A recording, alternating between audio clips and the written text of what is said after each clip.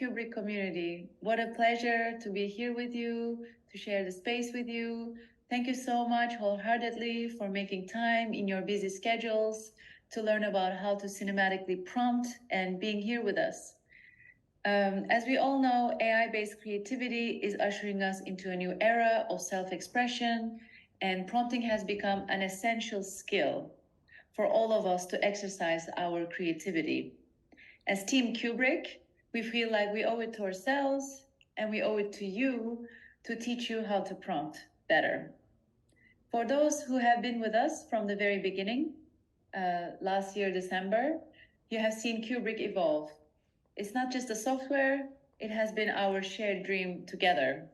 Built for the passionate creatives and filmmakers like you out there, we are revolutionizing how to bring stories to life by minimizing the tedious, the repetitive robotic tasks, and maximizing the extraordinary, which is your human spark. And we're constantly also improving. Just this week, I don't know if you're following me in LinkedIn or Cuebric, we have shared the great news that we introduced a new masking tool for in-painting, and then a parallax preview for, like, it's the first in the world, so then it makes it effortless for you to visualize your 2.5D layers. We also made some significant progress in the speed of Cuebric with welcoming A100 GPUs. For those that you know, they're basically fast GPUs. But let's talk about why we're here today, which is prompting. As you know, it's an art and it's a science, and it's the very heart of our tool, Cuebric. Going forward, the mission of Cuebric AI Academy that you're all here for, and all of our free sessions will be to bridge the gap between a concept and its execution to ensure that you will be getting the most of Cuebric and all the other AI tools that you are currently working with. But first, I'm thrilled to introduce you to two brilliant minds. First, we have Barush. He's our very best prompt engineer. Many of you might recognize him from his renowned prompting book, The Handbook of Ruling Robots. Yes, you love the name, I know. And then we have the incredible Walter Schultz, the renowned VFX supervisor behind the most iconic Emmy and Oscar-winning projects, including Avengers, Game of Thrones, Spider-Man, Pirates of the Caribbean, Hulk. The list is way too long. Please check his IMDb. It's going to be a super fun hour together. With Barush and Walter, we will learn the nuances of prompting and the nuances of the language of VFX. I don't know about you, but that's really both subjects, two very subjects that makes my heart beat very fast. Before I sign off the stage, I would like to hint at something. For those that stay until the very end of the course, we have a gift. We have a surprise, and it starts with a C. Hint. Now, without further ado, let's dive into the world of prompting. Over to you, dear Barush and dear Walter. Thank you.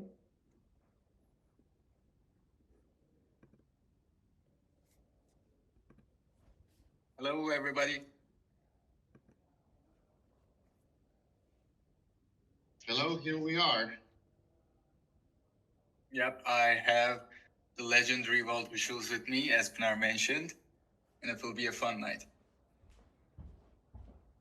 Yeah, pretty exciting things taking place for us in general, and it's a really good day to start with.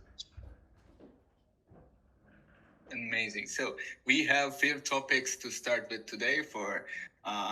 We will talk about what is prompting and how to create the perfect prompt structure, and we will talk about what is the prompts that will make our generations more cinematic or stuff, and we will talk about a lot of stuff today, and with the advanced settings of our prompting, and I will show you film models, and yeah, let's get right onto it.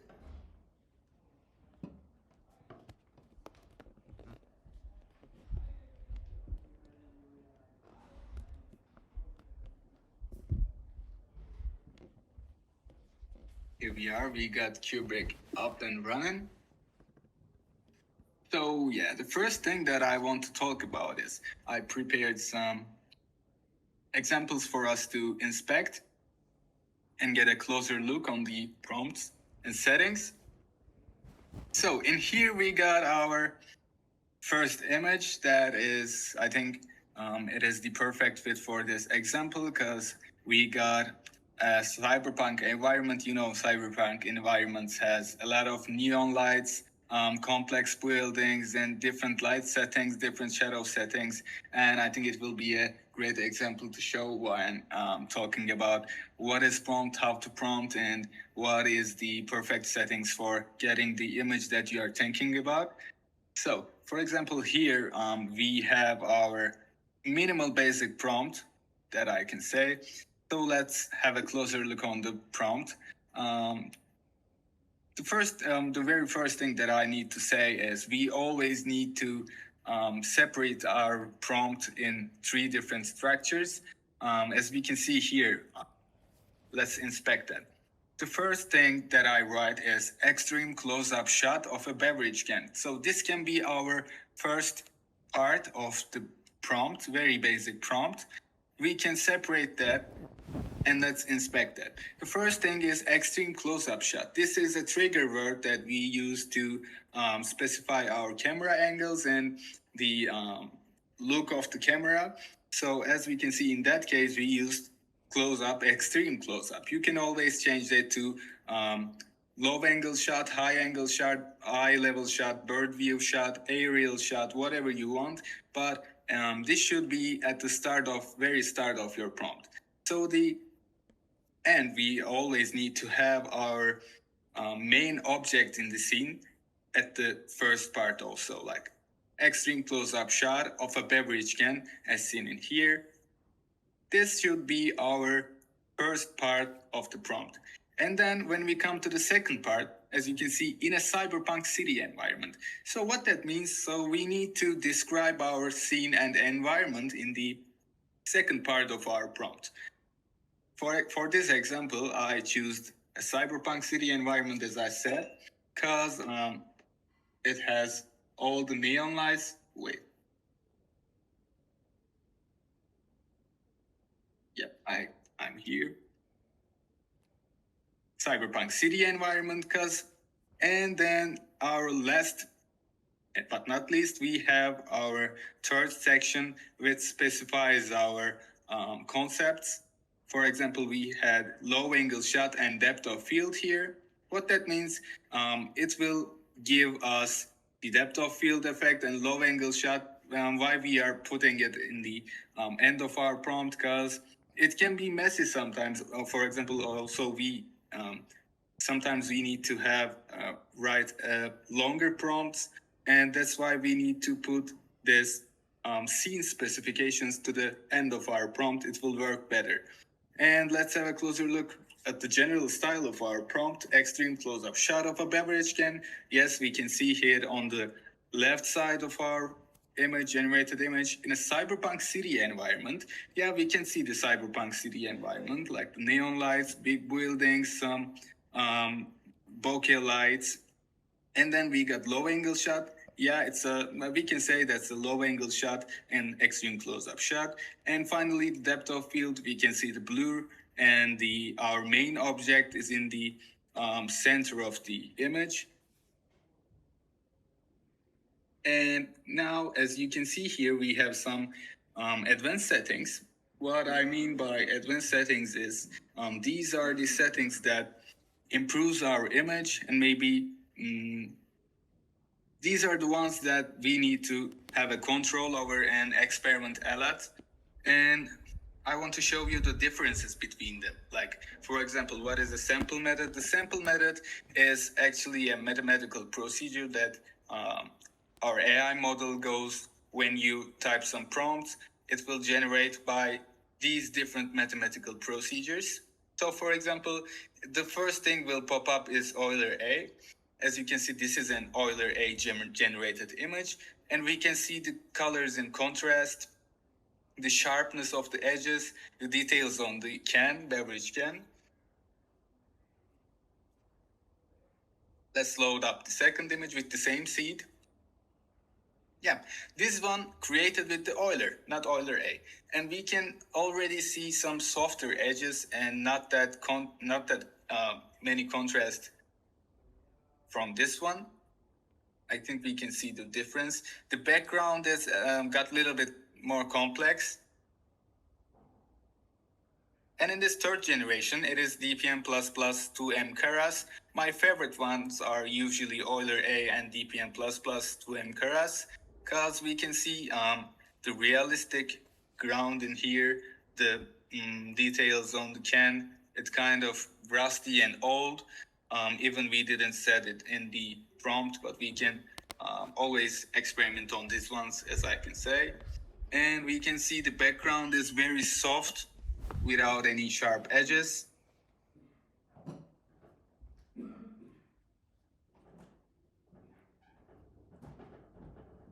And yeah, so this one's supposed to be LMS. As we can see, LMS has actually the same look with the Euler A, because it has the same contrast and the same foreground objects, and the main objects are clear enough to see. And so if we can check out this images one more time. Yeah, so what is the difference of steps? So steps are our iteration numbers. Actually, our AI models takes our prompt and runs a few times over the steps, and the lower steps and higher steps can do very different things from each other. For example, this is a 30-step image. We can clearly see it didn't affect it too much, rather than 50. And if we go down to 20, we can see we are losing some details about the can, about the background. Background is more blurry right now. The can is also the text are some kind of inside with each other. The details of the can are, yeah, we can already see the difference, I think, with lower 20. And if we go down to the 10, yeah, that is the step that we don't want, because as you can see, this is not what we are looking for. This is not an extreme close-up shot of a beverage can in a cyberpunk city environment. Yeah, we can see the cyberpunk city environment and the beverage can, but I don't know what is this. This can be some kind of telescope or camera lens. And yeah, I even made it worse to see the difference between them. Steps 5 will lose all the details, all the composition, all the light, all the colors will going to change if we go down to steps 5.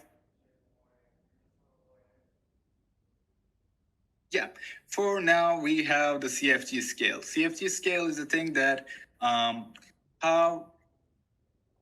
how much respect do we have on our prompt while generating an image. So AI model will respect more to our prompt if we make it higher, like 7, 10, or 15. I will show you the different results later on. But if we have a look on this one, we don't see any much difference. Like it's on 5. This was CFG scale 7. This is CFG scale 5, but as I said, we are kind of losing some details, but it is all right. So if we go down to the 1, we will not going to have any power on our prompt. We are giving all the rights, all the creative judge to the AI model to select what is going on in the generation. So this is CFG scale 3, and we already see some things got out of hand with the 2 cans, blurred background, colors are losing a bit. And this is CFG scale 2. Never get this low. I never recommend that. And this is CFG scale 1. Yeah. And then this is CFG scale 10. So basically we need to always protect the balance between our prompts, between our settings. They always need to be in balance to get our perfect shot. So this is CFG scale 10. This is 15. As we can see, we are getting higher, and the details at the background are getting something more like more crowded skyscrapers, I can say, and more contrast going on in the image. The foreground has a lot of things to do, like shadows, lights are very different on that one.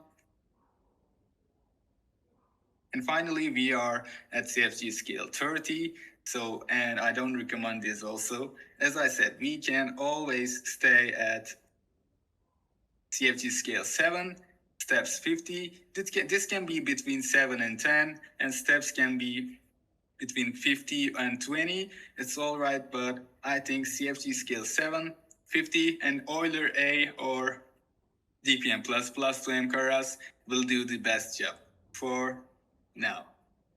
Yeah, Walter, do we have anything to say on these ones? Well, yeah, just looking at all the really cool settings that we have. Always remember when approaching some of these prompts, first thing you need to have is obviously a vision, an idea, and you will be able to try different prompts based on what you have already learned. Cuebric brings it to the next level where you really accomplish things faster, and then it allows you to have all the tools in one package to be able to take it to the final product. Basically, your virtual production and the parallax that you're trying to accomplish.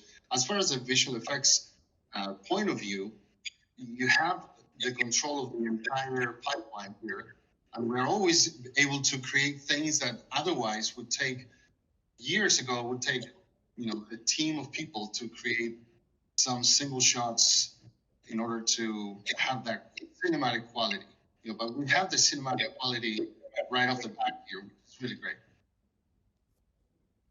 Yeah, I agree. Cause we always need to conceptualize and visualize our image or our scene in our heads first. Cause then we need to describe our scene to the machines. Cause we need to speak in their language to basically see what we are thinking of, what will be our image or concept. That's why we need prompting, and that's why we need a structure for our prompting.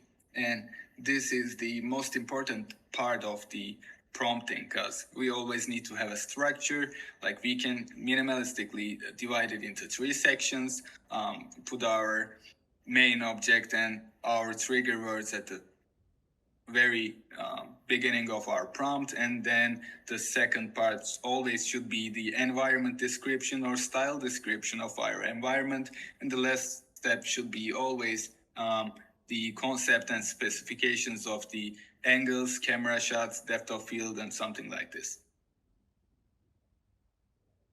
Yes, and I also wanted to mention, if anyone present has any questions, go ahead and place it on the chat so we can be answering some of those questions as Barish exposes some of these amazing features.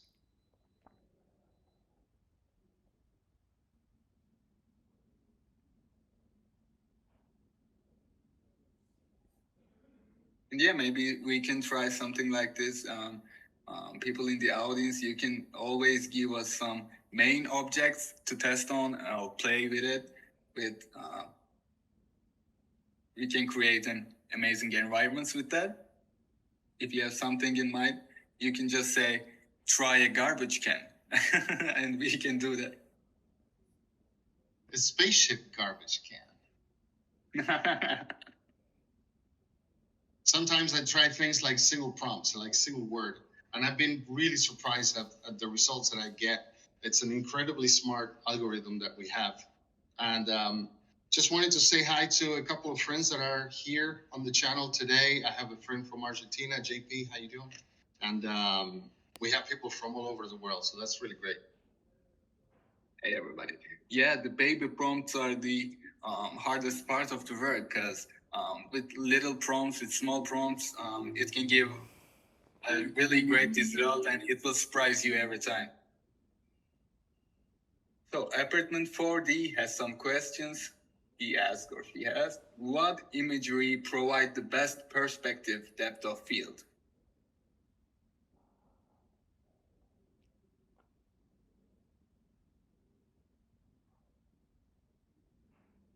Does that mean kind of a wide shot, I guess, right? Yeah, wide angle shot and extreme wild angle shot can always be helpful with the extra depth of field, and you can go with depth of field and blur with extra some blur promptings. Yeah, it will work better for industrial. Yeah, I have quite a bit of experience. I just finished up a piece that I'm going to be posting soon, and the extremely wide shot actually worked for me and for Barish. Of course, he also created 90% of those. And in order to create large environments that look cinematic, and you have really quite a bit of a landscape with your camera. So it gives you more than one shot possibility, even the way it is. Once you bring that into your game engine, you can enhance it with whatever 3D objects you want to bring. Trees in the foreground, things that should be more visible, something to ground the effect. And then the parallax that Cuebric created for you really brings it to the next level. And it's just an amazing way of creating. This is really the future. This is where it's all going. Yeah, and you don't always need to use the generated image directly. You can just use the middle section and get zoom out effect in our VFX part. And yeah, it will always be working better.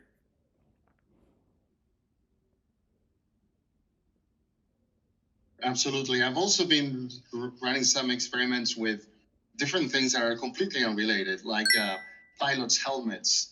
I tried to enter pilot helmet hanging on a cowboy fence. And it's just amazing the things that I came up with, and they look extremely realistic with characters, with actual people.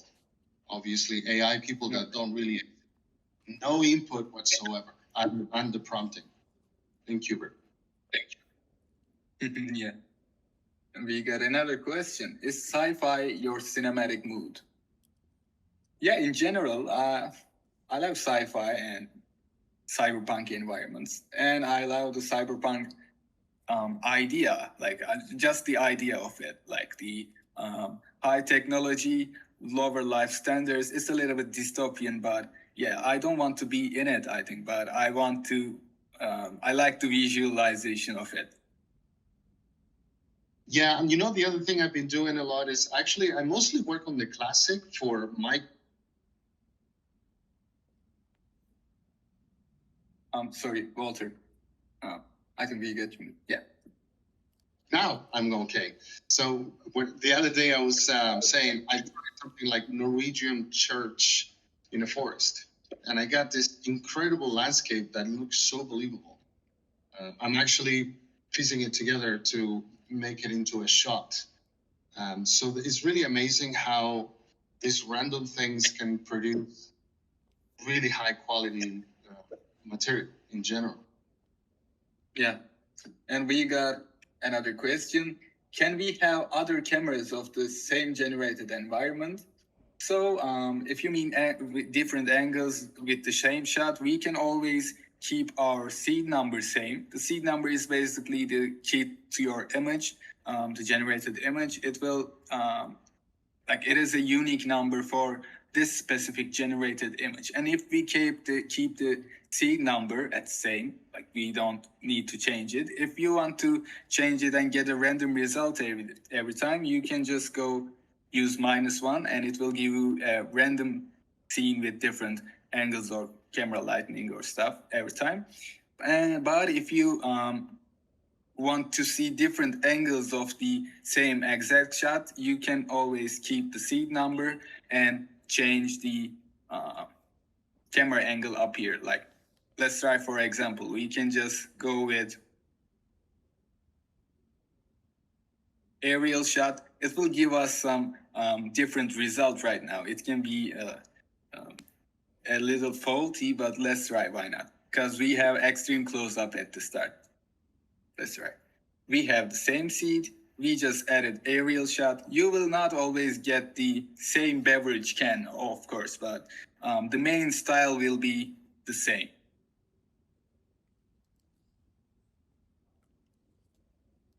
the seed is always something important to keep in mind, because that number really is the DNA of that particular shot.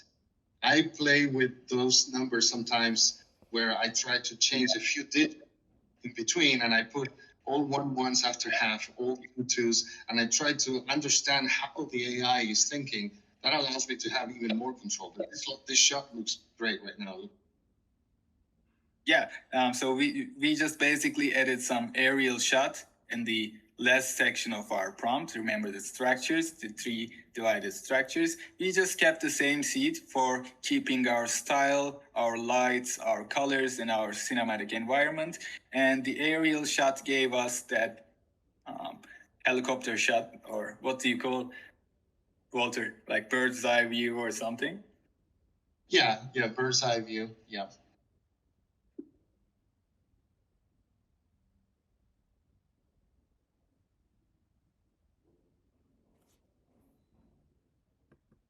Yeah, I want to show a little bit of in painting if you want, because let's see, because this was our first on that part. So let's try some in painting tricks, and I will tell you what do you need to have in mind while prompting in painting, because prompting in painting section and prompting in generating image section is a whole different story. You need to have in mind to not write some complex prompts. You can always write complex prompts, but you don't want to get the AI's head a little bit messed. So, Walter, what do you think we should change this beverage can with? Let's change it for a trash can. Okay. So what will I do is I just got a bigger brush, and I'll just need to paint over my beverage can over there.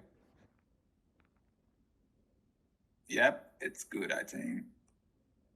And let's write. So Walter said a trash can, and I want to make it a little bit longer. So let's go with a metallic, shiny trash can.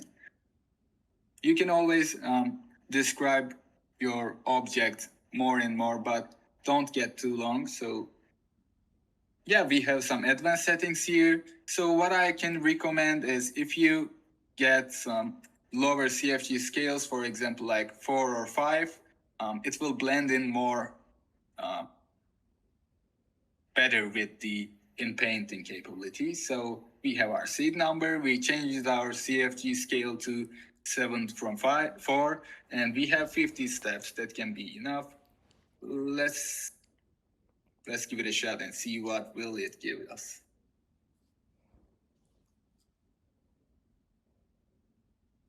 I think from that shot, it will be a miniature metallic shiny trash can.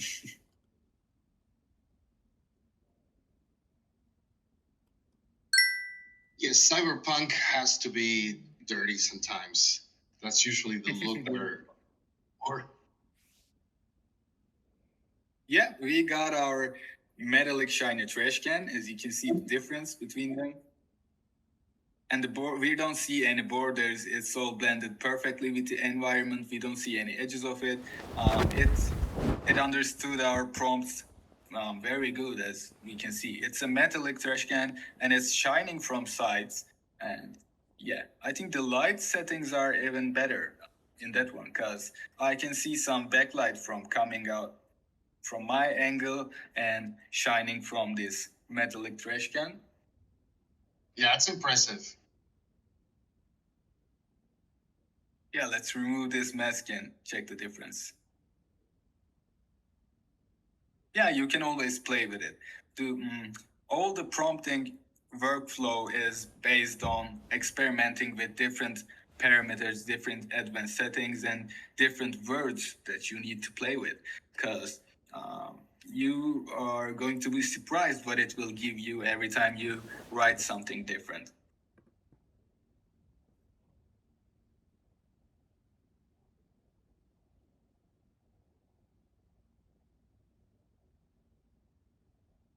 Can we put just the trash can far away?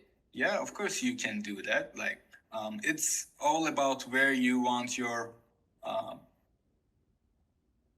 in painting to be. Like, if you want, you will. You need more foreground for the for in painting model to understand the system of it. Because, like, if you write some metallic trash can over there,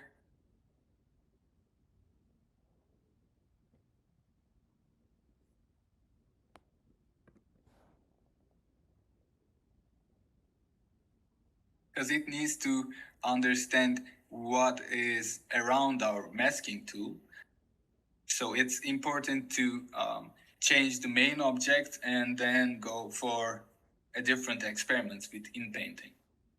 Yeah, because as you can see, the background layer is very blurred and has depth of field in it. That's why I can see a metallic shiny texture in here, but since we have a very strong depth of field in the background, it will have that kind of blurry input because it is taking all the information to fill the space around it. So you need to always change the foreground object first and then the background. It will work better that way.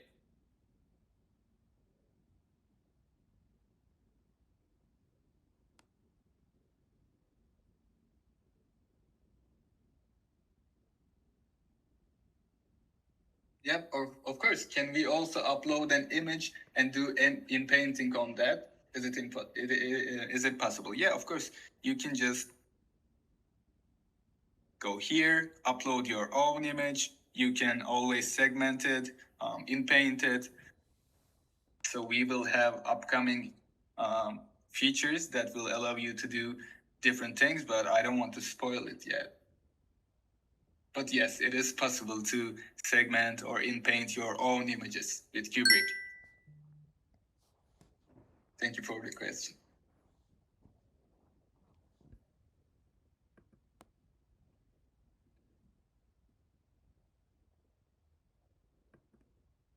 Yep. I think we have 1 minute left. So Walter, do you have any last words? Yeah, for us to say that we'd be very happy to have you visit us again on our next broadcast. We're going to be exploring all the tools and how to take things from the very idea, conceptual prompting, and then bring that into any engine, game engine that you're used to, and how to integrate those layers for your cinematic shot.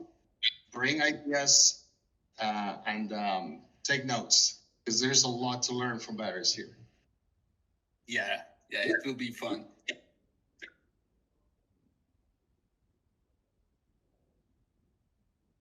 So yeah, I hope this meeting of ours had a good effect on you and it will be helpful for you. Thank you everybody who joined.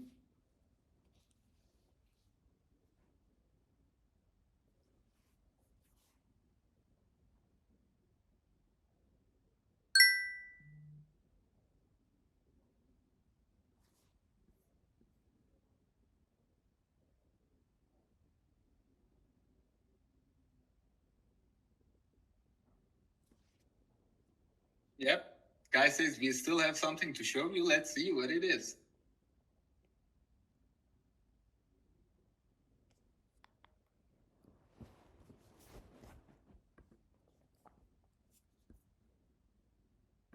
Everyone for being here, for listening to this amazing course. I don't know about you, but I'm bringing so many golden nuggets, so much learning, and it was so much fun.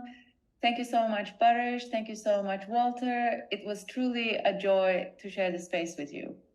We will be continuing as Team Cuebric to our free AI and VFX sessions. Walter has generously agreed to continue teaching us about VFX in the context of AI, and Barish will do so with prompting. As you all know, Cuebric is in its early beta days, so that means for us is that all of our partners, community, you, subscribers, And each team member that we come across with are incredibly important to us, because we would like to hand each of yours hand while you all embark in your journey towards Cuebric. And that is the reason why we will be limiting going forward the seats of our AI Academy classes.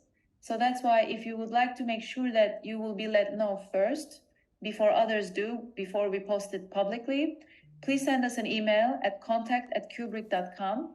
I repeat, contact@cuebric.com with the title AI Academy, and then saying that you're interested in being kept in touch next time we have a free course as part of this session. But before we called it a night, do you remember at the beginning of the session, before we started, I said that we had a surprise.